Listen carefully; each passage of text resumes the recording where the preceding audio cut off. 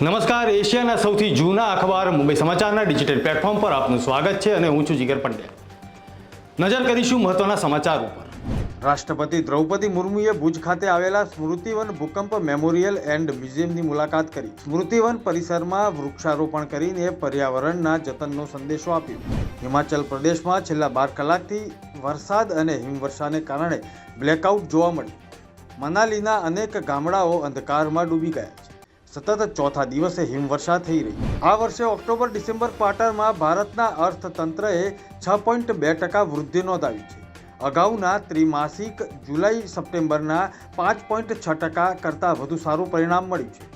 અર્થશાસ્ત્રીઓએ GDP વૃદ્ધિ 6.2 થી 6.3ની વચ્ચે રહેવાનો અંદાજ મૂક્યો હતો, જે સરકારી ખર્ચ અને શહેરી વપરાશમાં સુધારાને કારણે શક્ય બન્યું છે। યાત્રાધામ અને શક્તિપીઠ અંબાજીમાં આગામી 3 માર્ચથી 8 માર્ચ દરમિયાન રોપવેનું મેન્ટેનન્સનું કામ શરૂ થશે।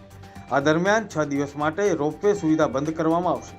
ત્યારબાદ 9 માર્ચથી રોપવે સુવિધા રાબેતા મુજબ શરૂ કરવામાં આવશે। પ્રધાનમંત્રી નરેન્દ્ર મોદીએ નવી દિલ્હીમાં સુંદર નર્સરી ખાતે જહાન એ ખુસરો 2025 કાર્યક્રમમાં હાજરી આપી। જહાન એ ખુસરો સૂફી સંગીત મહોત્સવ તેની 25મી વર્ષગાંઠની ઉજવણી કરી રહી। પુણે બળાત્કાર ઘટનાના આરોપી દત્તાત્રેય રામદાસ ગાડેને પુણે જિલ્લા અને સત્ર અદાલતમાં લાવવામાં આવ્યો। શિરૂર તાલુકામાં મધ્યરાત્રિની આસપાસ ડ્રોન અને ડોગની મદદથી વ્યાપક સર્ચ ઓપરેશન બાદ આરોપીને ઝડપી લેવામાં આવ્યો હતો। ગંગોત્રી ધામમાં આ વર્ષે રેકોર્ડ બ્રેક હિમવર્ષા જોવા મળી રહી છે।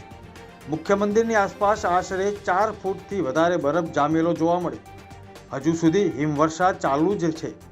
મંદિરની છત અને આસપાસના વિસ્તારોમાં બરફની ચાદર છવાઈ ગઈ છે, જેનાથી સંપૂર્ણ ધામનો નજારો અત્યંત મનમોહક જોવા મળી રહ્યો છે। અમદાવાદના ગુલબાઈ ટેકરા ઝૂંપડપટ્ટીનું દબાણ હટાવવાની કામગીરી શરૂ કરવામાં આવી છે। ટેલિફોન એક્સચેન્જથી પાંજરાપોળ રોડ પર કામગીરી શરૂ કરવામાં આવી હતી।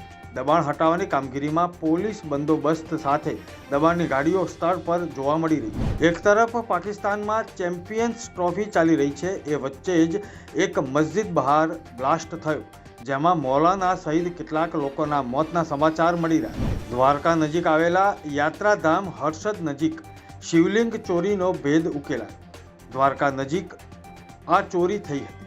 દ્વારકા જિલ્લા પોલીસે 48 કલાકમાં જ આ ભેદ ઉકેલી લીધો છે અને 3 મહિલાઓ સહિત 11 આરોપીઓની પોલીસે ધરપકડ કરી છે। આરોપીઓ શિવલિંગને હિંમતનગર તાલુકાના મેડીટિંબા ગામે લઈ જઈને પોતાના ઘરમાં સ્થાપના કરી હતી। આ હતા અત્યાર સુધીના મહત્વના સમાચાર। વધુ સમાચારની અપડેટ માટે જોતા રહો મુંબઈ સમાચારનું ડિજિટલ પ્લેટફોર્મ। નમસ્કાર।